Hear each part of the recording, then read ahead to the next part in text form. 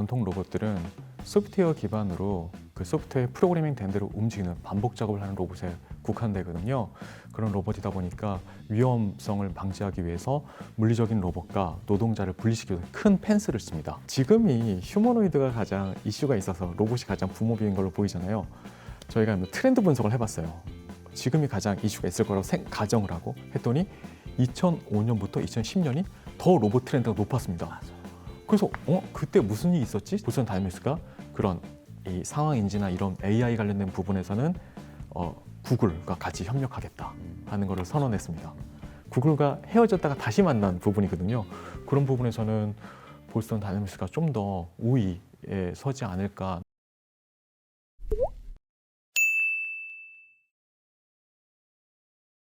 머니올라 시청자 여러분 안녕하십니까? 오늘 주제는 로봇입니다. 인공지능 AI의 진화가 디지털 영역을 넘어서 이제 물리적 실체로 전이되는 피지컬 AI 시대로 진입했습니다. 자본시장에서도 이 로봇 섹터는 단순한 기대감을 넘어서 실제적인 펀더멘털의 변화가 느껴지고 있는데요. 반면에 이런 로봇 산업에 대한 구체적인 이해는 좀 부족한 상황이라 20년 가까이 국내 로봇 산업의 성장을 지원하고 정책을 개발해 오신 한국 AI 로봇 산업협회 이경준 기획사업본부장 모시고 국내 또 글로벌 로봇 산업의 현황과 전망을 알아보도록 하겠습니다. 안녕하십니까? 네, 안녕하십니까? 10년 만에 뵙습니다. 네, 반갑습니다. 제가 10년 전에 과학부에 근무하면서 이 한국 로봇 산업협회 출입을 했었거든요. 그때 애완 로봇 네. 또 한번 빌려주셔서 집에서 한 일주일 동안 강아지 로봇도 키워보고 그런 일들을 했던 기억이 납니다. 우리나라에서 만든 인공지능 강아지 로봇. 소변을 보는 신용을 하기도 합니다. 말을 알아듣는 건 로봇이 좀 낫습니다. 손 들어.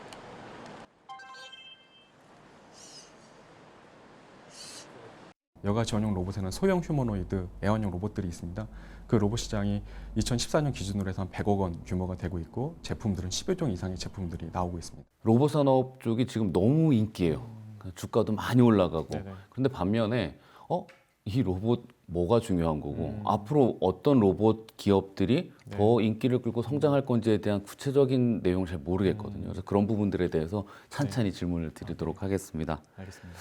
그 로봇이란 단어가 100년 전에 나왔잖아요. 네네. 꽤 오래됐는데 이 지금 기존의 피지컬 AI가 나오기 전과 지금의 피지컬 AI로 불리는 이 로봇의 차이 어떻게 설명하면 될까요? 그 로봇이 예전에 이제 카렐 차펙이 로봇이라는 용어를 쓰면서 100년 가까이 됐는데요. 그 전통적인 로봇과 지금 피지컬 AI 기반의 로봇은 약간은 다릅니다. 그러니까 전통적인 로봇은 반복적인 작업을 하는 데 치중했다는 반면에 피지컬 AI 로봇은 상황에 맞게, 현장 상황에 맞게 AI를 육체로 육화시켜서 만들 수 있는 로봇이 좀 특징입니다. 그거를 본부장님 칼럼에 보면 대육화라는 표현을 쓰셨던데 맞습니다. 그 가상 세계에 있던 AI가 그 물리적인 육신이라는 로봇을 입고서 현실 세계에 등장했다는 부분으로 상징적인 부분으로 대육화라는 개념을 썼습니다. 그래서 실제로 지금 대육화 관련된 부분에서 피지컬 AI라는 부분을 젠슨 항이 제창한 이래에 많은 기업들이 그런 피지컬 AI 기반의 로봇 아니면 다른 어떤 자율주행, 다른 어떤 디바이스로 나오고 있는 상황이고요. 그 기존의 로봇들은 현장 상황을 인식하지 못하고 고정된 작업, 반복된 작업들을 하는 로봇에 국한됐다면은 지금은 대육화라는 이름 아래 현장 상황을 이해하고 새 현장 상황과 상호작용할 수 있는 로봇으로 바뀌고 있습니다. LLM까지는 디지털 세계에서의 AI로 보시면 될 것 같고요. VLA부터는 사람처럼 비전으로 인식을 하고 그다음에 음성이나 언어나 이런 채팅이나 이런 것들을 이해를 하고 액션을 할 수 있는 VLA로 가는 부분이어서 이 부분부터는 피지컬 AI로 보시면 될 것 같습니다. 예전에도 로봇의 한계점을 얘기할 네. 때 사람이 하는 거는 로봇이 좀 어렵고 네네. 로봇이 하기 쉬운 건 또 사람이 어렵고 네네. 그걸 무슨 모라백의 역설이라고 그러나요? 네, 맞습니다. 네. 1980년도에 모라백의 엿설이라고 해서 이 로봇 관련된 하드웨어를 제작하는 사람들이 가장 어려웠던 부분이 그 부분이거든요. 그 또 AI 관련된 부분을 연구하시는 분들 모라백의 역설에 부딪히는 부분이 많았습니다. 그러니까 AI가 바둑이라든지 체스라든지 이런 부분에서는 잘할 수 있는 부분, 또 연산의 부분에서는 좀 더 인간보다 능력이 좋은 부분이 있지만 실제로 어린아이가 하듯이 걷거나 아니면 물건을 짚거나 하는 부분들은 쉬워 보이지만 어려운 부분이 있었거든요. 그런 부분들이 최근에 피지컬 AI로 되면서 로봇이 상황을 인식하고 물건을 짚고 더 자연스럽게 행동할 수 있는 부분으로 변하고 있습니다. 그러니까 모라백의 역설이라는 거는 사람한테는 쉬운데 로봇은 맞습니다. 어렵고 맞습니다. 사람한테 어려운 건 로봇은 잘하고 네네. 이런 건데 그럼 피지컬 AI는 그거를 좀 이겨냈다는. 맞습니다. 완벽하게 이겨냈다고 하기는 어렵지만 그런 부분들을 좀 더 깨지기 쉽지 않은 그런 법칙처럼 보였었는데 이제 좀씩 균열이 되는 것 같습니다. 지금도 네. 많은 제조 공장에서 네, 기계 로봇을 쓰고 있잖아요. 네 맞습니다. 그러면 앞으로 피지컬 AI라는 로봇이 공장에 투입된다고 한들 네. 그 로봇과 뭐 얼마나 차이가 있을까? 단순 반복 작업을 할 텐데 네네. 그 부분이 좀 서로 어떤 차이가 있는지 네네. 잘 모르겠어요. 원래 그 기존에 있던 로봇들은 전통 로봇들은 소프트웨어 기반으로 그 소프트웨어 프로그래밍 된 대로 움직이는 반복 작업을 하는 로봇에 국한되거든요. 그런 로봇이다 보니까 위험성을 방지하기 위해서 물리적인 로봇과 노동자를 분리시켜서 큰 펜스를 씁니다. 그러다 보니까 그 공장에 투입되는데도 좀 한계가 있는 부분이 있었고 또 하나는 로봇을 교육을 시킬 때는 실제 현장에서는 AI가 넣기 전까지는 티칭 펜던트라고 해서 로봇을 교육시키거나 아니 그 전에는 프로그램을 직접 했습니다. 아예 움직이는 과정을 그냥 프로그래밍했죠. 맞습니다. 그럼 엄청나게 시간이 많이 소요됐거든요.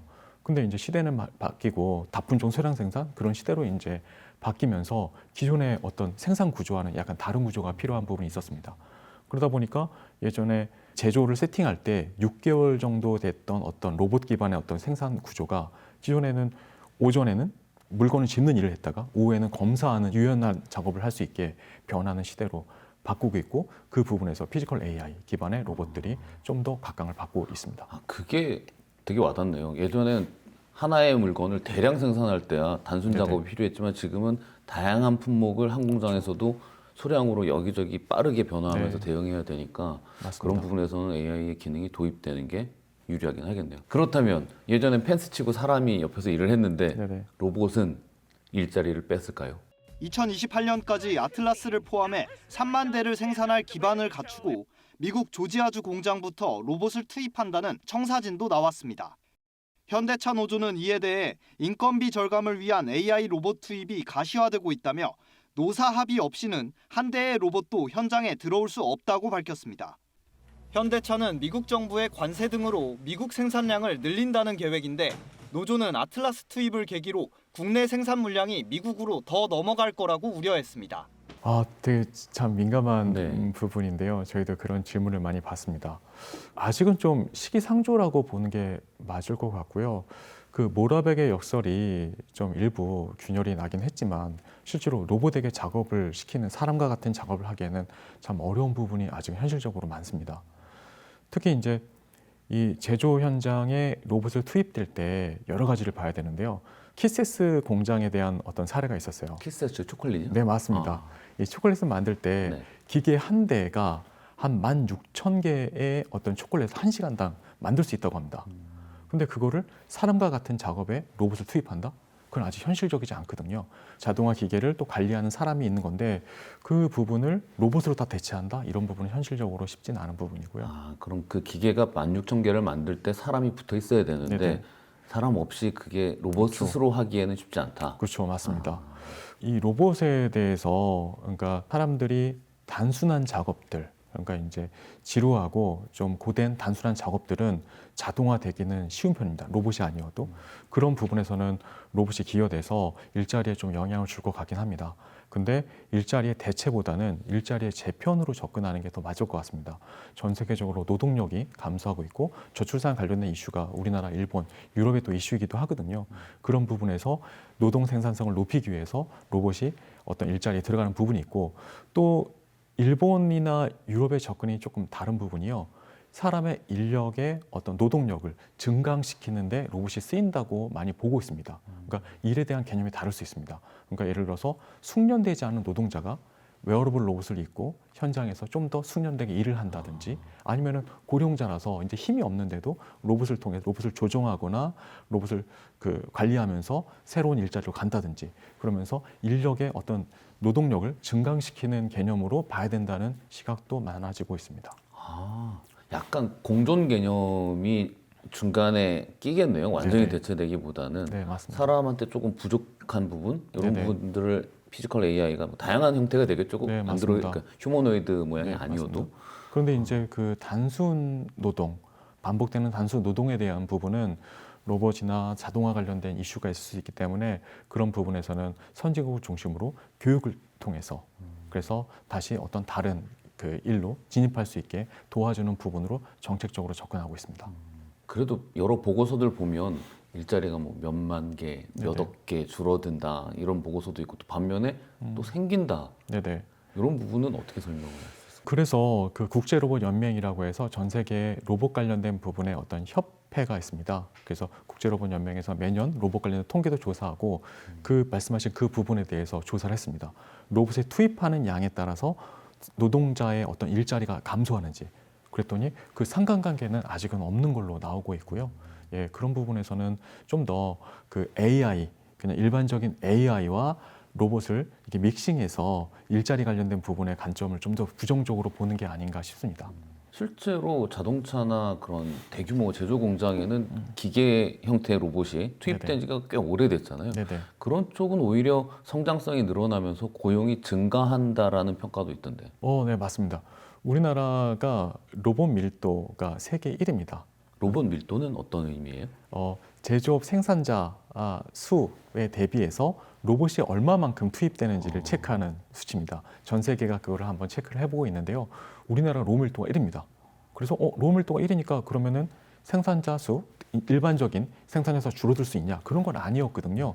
그러니까 우리나라 로봇 밀도가 1위인 부분은 전기, 전자, 반도체, 디스플레이 이런 쪽에서 이 직교 좌표 로봇이라고 해서 쉽게 말해서 뽑기 형태로 움직이는 로봇들이 많이 투입된 국가가 우리나라였습니다. 요 뽑기요? 맞습니다. 이러고 맞습니다. 가로 세로로 움직이는. 네, 그게 이제 칩을 받기도 하고 납땜을 하기도 하고 여러 용도로 쓰이거든요.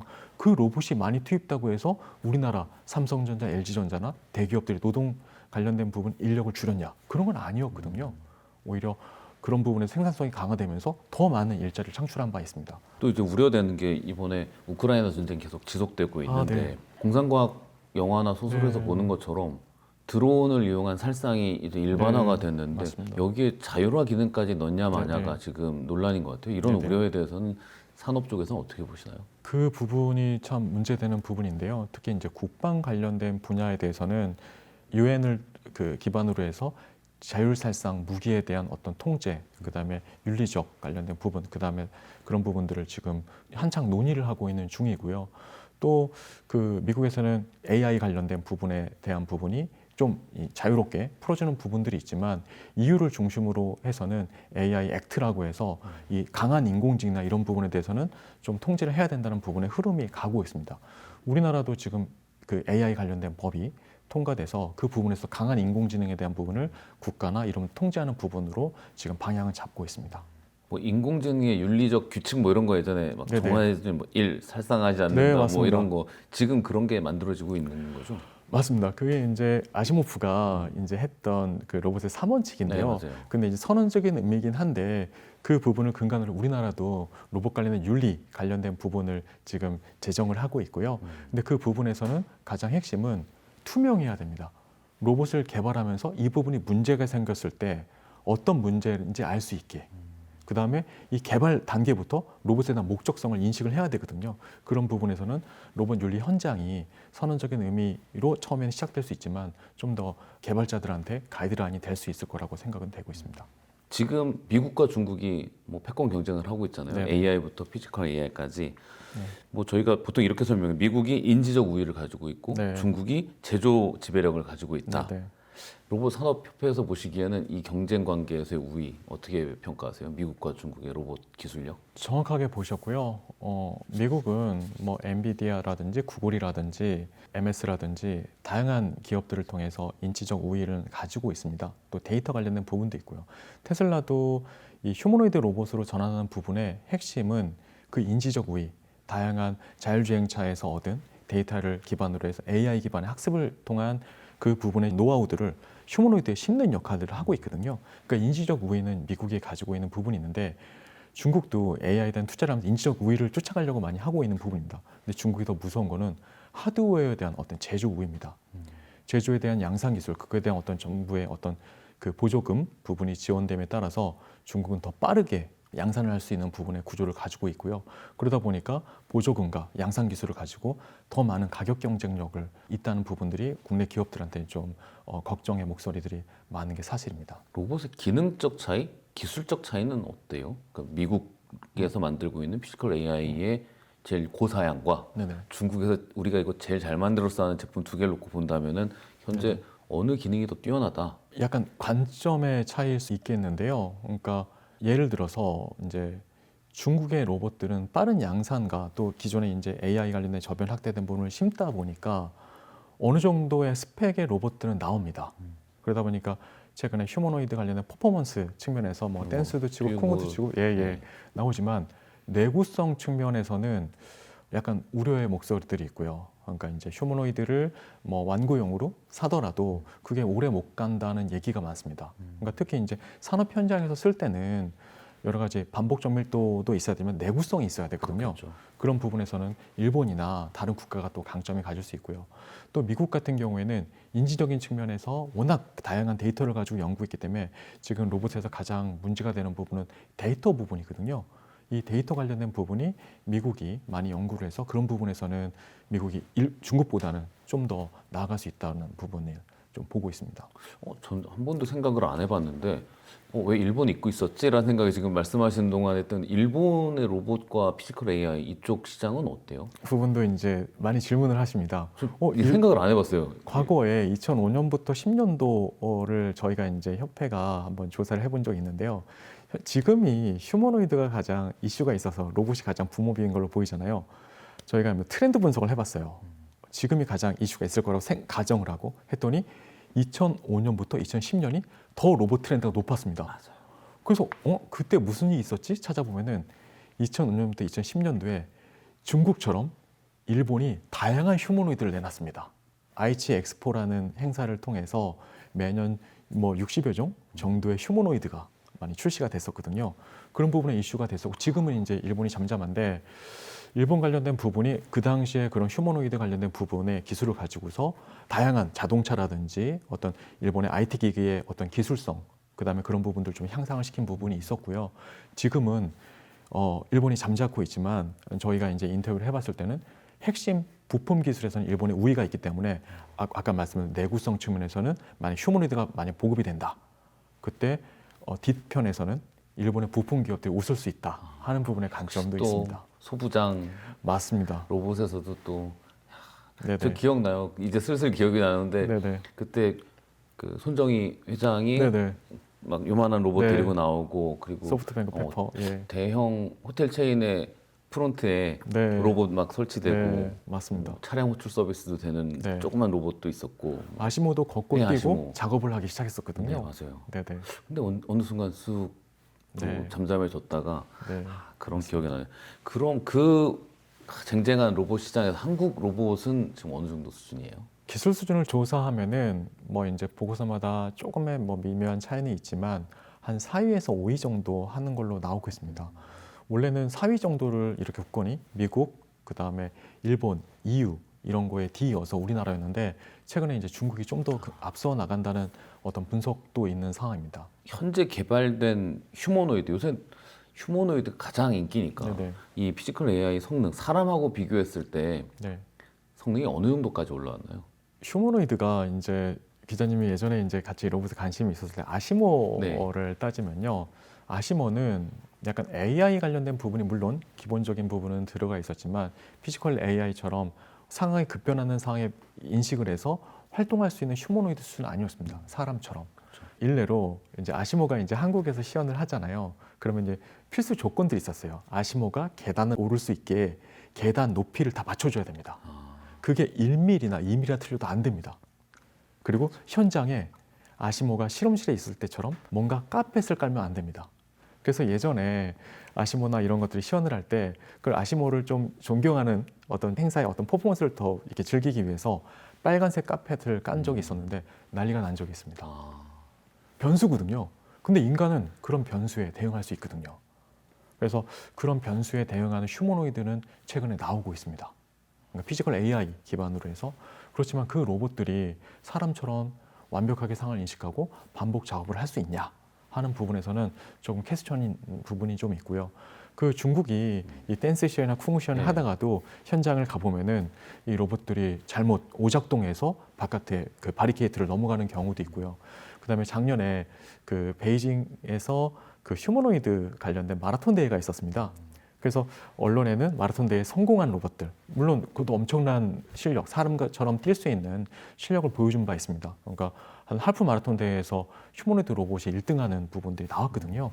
그렇긴 하지만 그 많은 로봇들이 현장에 가보면은 멈춰 있거나 넘어지거나 아예 움직이지 못하고 또 발열 문제가 있어서 로봇에 문제가 있던 걸 봤을 때는 아직까지는 좀 시간이 많이 필요하다 보는 부분이 가능합니다. 그래서 이번에 CES에서 아틀라스가 백덤블링을 했는데 휘청하면서 네네. 그 영상이 나오는데 기술력이 떨어지나 했더니 댓글이나 그 평가가 그 상황에서 다시 자세를 제어하고 하는 그건 그게 엄청난 더 겁니다. 우수한 거다. 맞습니다. 완벽하게 백덤블링하는 중국 로봇보다 네네. 상황이 바뀌었을 때 그걸 네네. 제어하는 기술이 더 중요하다. 이래서 그런 얘기가 나왔던 것 같네요. 네, 맞습니다. 아틀라스 얘기가 나와서 그러는데 테슬라의 옵티머스와 네네. 우리 이런 주제 좋잖아요. 마징가하고 네. 태권브이가 싸우면 누가 이기네처럼 네.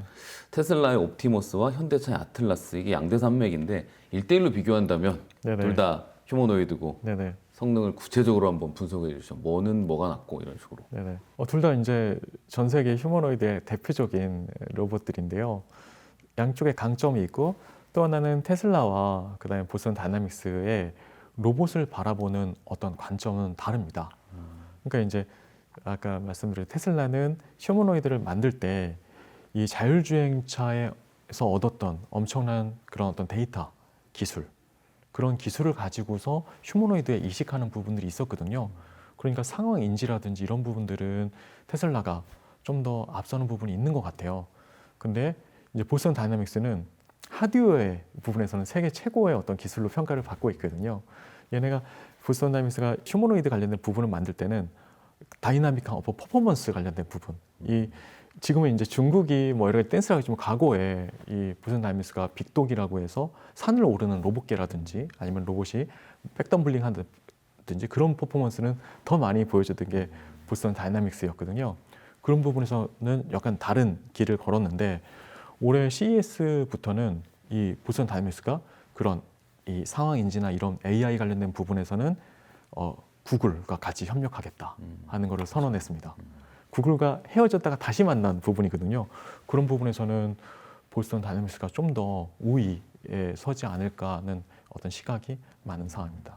휴머노이드 관련된 부분은 상황 인지, 피지컬 AI 기반의 휴머노이드는 전체 상황을 인지하고 작업을 해야 되기 때문에 작업 공정에 노출될 확률이 높습니다. 그러다 보니까 업계에서는 약간 보수적으로 바라보는 부분이 있습니다. 최근에는 맥스 얼라이언스 산업부가 가장 지금 드라이브를 걸고 있는 정책이기도 한데요. 맥스 얼라이언스 기반 아래 제조를 AX를 어떻게 할 거냐. 그래서 그 부분에는 제조 AX를 하기 위해서는 전통적인 로봇도 필요하고 그다음에 휴머노이드 같은 피지컬 AI 관련된 로봇도 필요하거든요. 감속계와 서버 모터의 토크 힘, 그다음에 내구성에 따라서 들 수 있는 무게량의 차이가 있습니다. 그걸 가반 중량이라고 하는데 일본은 전시회 때마다 뭐 람보르기니라든지 그다음에 엄청난 그런 트럭이라든지 이런 부분들을 드는 시연들을 막 합니다.